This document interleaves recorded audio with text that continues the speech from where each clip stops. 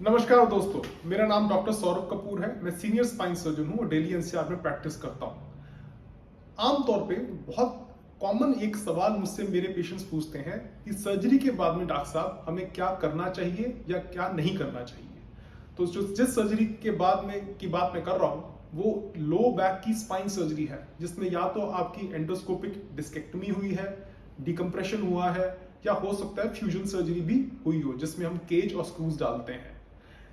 Low back की spine surgery के बाद में डूज और डोंट्स या फिर जो क्या करना चाहिए और क्या नहीं करना चाहिए, हर पेशेंट को इस बात की नॉलेज होनी चाहिए। तो सबसे पहले समझते हैं कि क्या करना चाहिए। अगर आपकी लो बैक की सर्जरी हुई है और खासकर एंडोस्कोपिक मीन से हुई है तो बेड रेस्ट करने की कोई जरूरत नहीं है।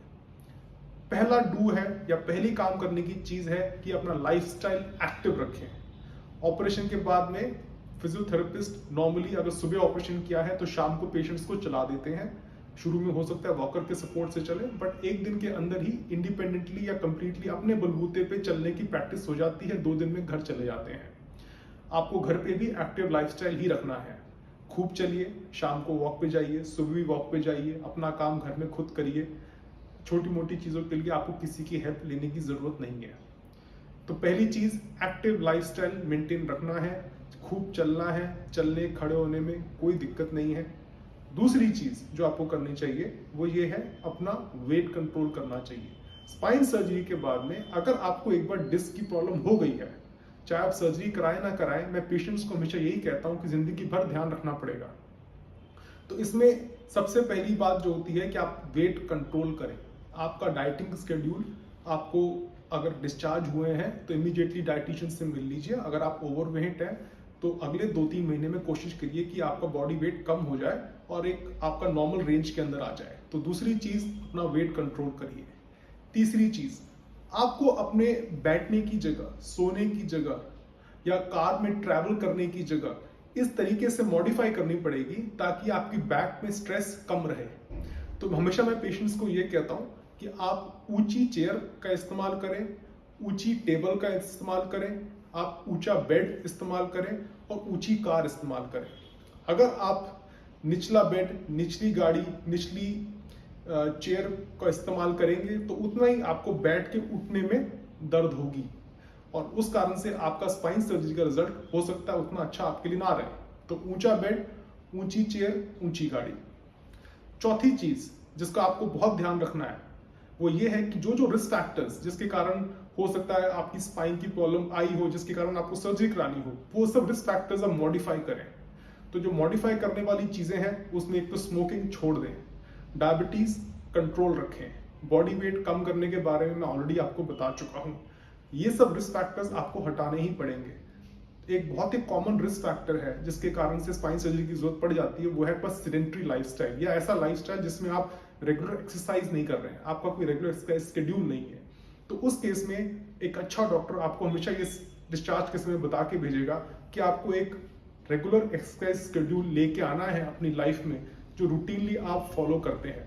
मैं जनरली पेशेंट्स को कहता हूं कि 1 घंटा अपने लिए जरूर निकालें, उसमें आधा घंटा आप प्योरली कार्डियो एक्सरसाइज करेंगे जिसमें फास्ट वॉकिंग, जॉगिंग या स्टेपर्स यूज करना, ट्रेडमिल करना जिम में, वो सब शामिल है। बाकी आधा घंटा आप स्ट्रेचिंग पे और मसल टोनिंग में स्पेंड करें जिसमें योगा बहुत इंपॉर्टेंट है और भी कोई स्ट्रेचिंग एक्सरसाइजेज जो आपके फिजियोथेरेपिस्ट या डॉक्टर्स आपको सिखाते हैं वो उस आधे घंटे में करें। तो टोटल 1 घंटा आपको अपना एक रूटीन बनाना ही पड़ेगा। तो ये सब वो 4 चीजें थी जो आपको सर्जरी के बाद में, आपकी लो बैक की सर्जरी हुई है तो जिंदगी भर आपको फॉलो करनी है। अब वो चीजें समझते हैं जो आपको नहीं करनी या डोंट्स आफ्टर स्पाइन सर्जरी। इसमें सबसे पहली बात है वो ये है कि आपको निचली जमीन पे या इंडियन टॉयलेट यूज करना या निचली कुर्सी पे नहीं बैठना।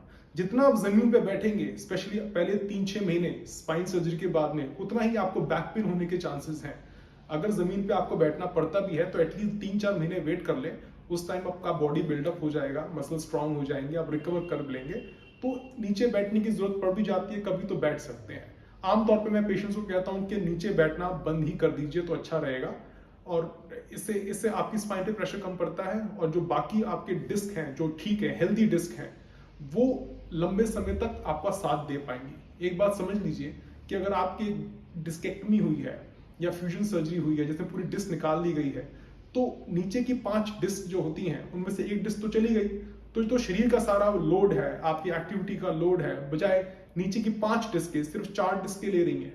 तो आपको पर डिस्क जो लोड बढ़ गया है उसे कम करने के लिए ये बात बहुत ही ध्यान रखनी पड़ेगी कि जमीन पे बैठना अवॉइड करें।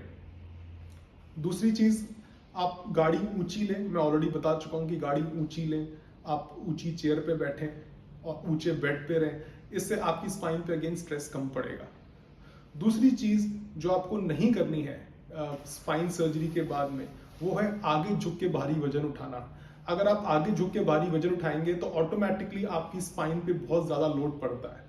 जब इतना लोड पड़ेगा तो ऑलरेडी आपकी जो एक डिस्क कम हो गई है, तो बाकी डिस्कों पे बहुत प्रेशर पड़ेगा और इस कारण से बैक पेन के एपिसोड्स आ सकते हैं। हो सकता है स्पाइन सर्जरी के बाद सब कुछ ठीक जा रहा हो और आपने आगे झुक के कोई भारी काम कर लिया, भारी वजन उठा लिया, उस कारण से ही आपको कमर दर्द हो जाए 2-3 महीने बाद, और फिर वो एक सिलसिला बन जाता है, तो बनना ही रहता है।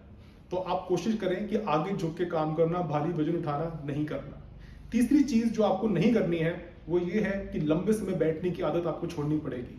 30-45 मिनट में उठ के थोड़ा ब्रेक ले लें, थोड़ा पोस्चर चेंज कर लें, थोड़ा सा स्ट्रेचिंग कर लें। इस तरीके से आप लंबे समय बैठ पाएंगे, बट ब्रेक्स ले लेके। अगर आप वही 4-6 घंटे बैठने की आदत पे आ गए तो फिर बैक पेन होने के चांसेस हैं, आपकी सर्जरी का रिजल्ट हो सकता है उतने अच्छे ना आए।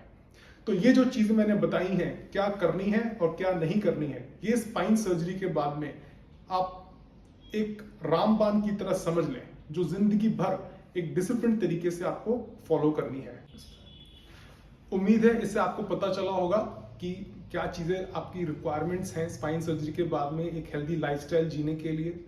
और भी मैं वीडियोस पोस्ट करूंगा जिसमें मैं बताऊंगा ऑपरेशन के बाद में क्या एक्सरसाइजेस करनी चाहिए और किस तरीके से करनी चाहिए। अगर आपको हमारा कंटेंट पसंद आता है तो प्लीज लाइक और सब्सक्राइब करें हमारे चैनल को, और भी ज्यादा एजुकेशनल वीडियोस आपको मिलते रहेंगे। धन्यवाद।